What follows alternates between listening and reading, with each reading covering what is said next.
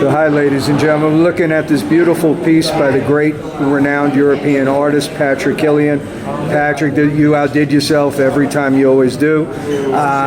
Can you please tell us, how did you get this idea to meld boxing with art? When I was in school, I left school at 16, went to art college. I started boxing at 16. So when I started art college, it was just a perfect combination for me to combine my love of boxing and my art.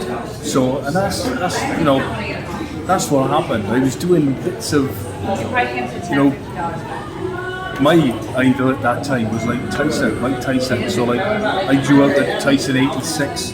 So even from the age of like 12, 13, I was probably drawing Tyson. And then it went from there. You know, I obviously went to art college, and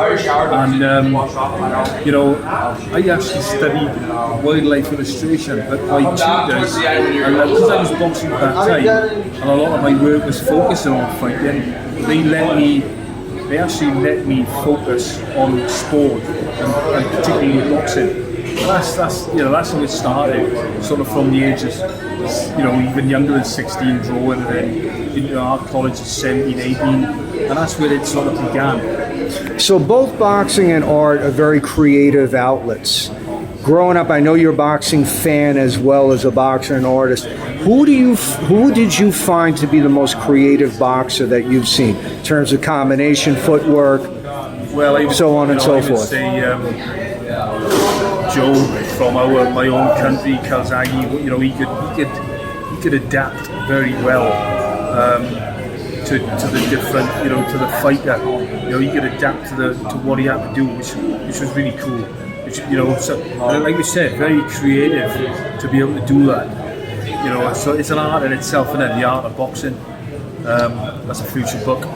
Yeah, I love that you mentioned Calzaghe. I remember watching the Kessler-Calzaghe fight, and the first couple of rounds, Kessler had a decent beat on him. You didn't know how it was going to go.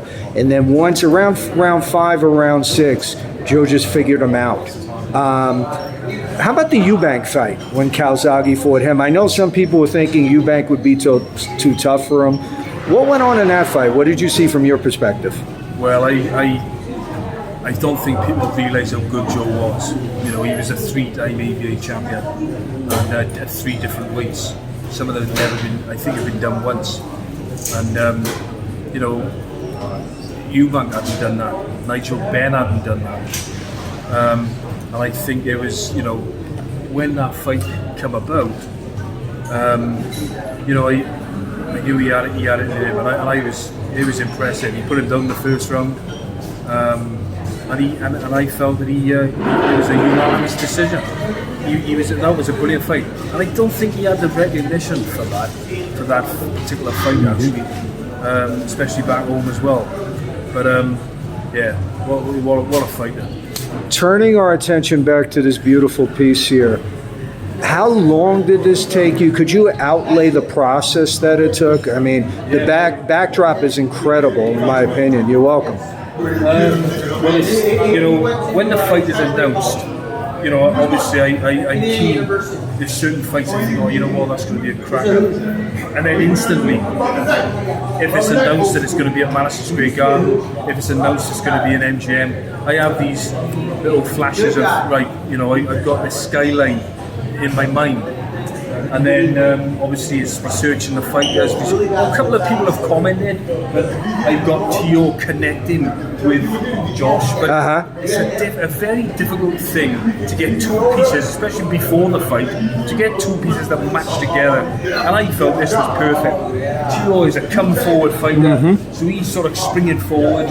And then we go Josh there, and he's coming up with the uppercut anyway. So there was no bias there. There was no bias of Gio coming over and landing a shot. I mean, Taylor's coming up through with the uppercut, Joe coming through with the right hand. So, you know, it definitely wasn't any bias there whatsoever. Yeah, and the other thing, you know, just for me to remark is you see Taylor's eyes are completely focused. He's not getting caught by anything surprised here. He sees what's going on, and, you know, you could make a case that he's making an adjustment as well. So I don't see a bias in this. So when I'm actually planning this then, obviously, it felt, I knew it was at Madison Square Garden. Just looking at all the different reference images. Now, there's thousands of images of Madison Square Garden, but it's picking the right one for me that I know will work. Now, I could have done a big thing of Madison Square Garden. I don't think that would have worked very well. I've been enjoying capturing these skylines, the whole thing of Manhattan and New York there, and I knew with the fighters and then having all that there would create an impact on the fight. Now this was a different colour on the image I used, but these lights flash up, these change on Madison Square Garden, and I felt that the blue would work really well with the blue and the dark blue and the sort of starting to go into night time. Obviously it's top rank colours as well, so I wanted to sort of capture that.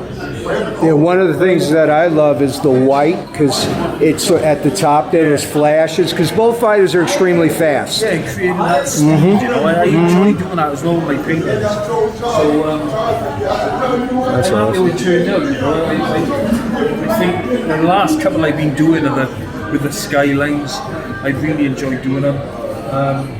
And I think it just captures something that, where the fighters are fighting. There's a bit of history. You'll always know where this fight was when you look back at it in 30 years' time.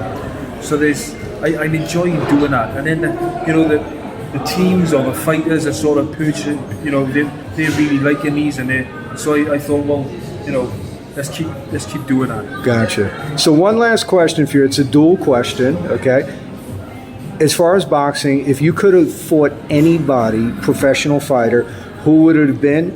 And if you could have met one artist in your lifetime, who would you have wanted to meet? I never actually met Leroy Neiman. I would have liked to have met Leroy Neiman. I've actually seen his work live. There was an exhibition here, probably around 2006 in the gallery. That was really good. I would have liked to have met him. Regards to fight, who would I like to afford? That's a good one. Maybe Hagler. You got to be on your game to fight Hagler. Yeah, for me it would have been Holyfield, just because he was so tough. Yeah, the I just just to go in there with somebody with that kind of spirit would have been an honor. But yeah, Hagler was so solid, so fundamental, man. That would have been a tough one. So where can people view your stuff? Where can they reach out to you in terms of Instagram, other platforms? My Instagram is Killian_art. Actually, type in my name or Killian Art and things will pop up. But that's the Instagram. And then the website is killianart.com. Awesome. KILLIAN. Awesome. Thank you so much. And thanks, man. best to you, brother. Thank you.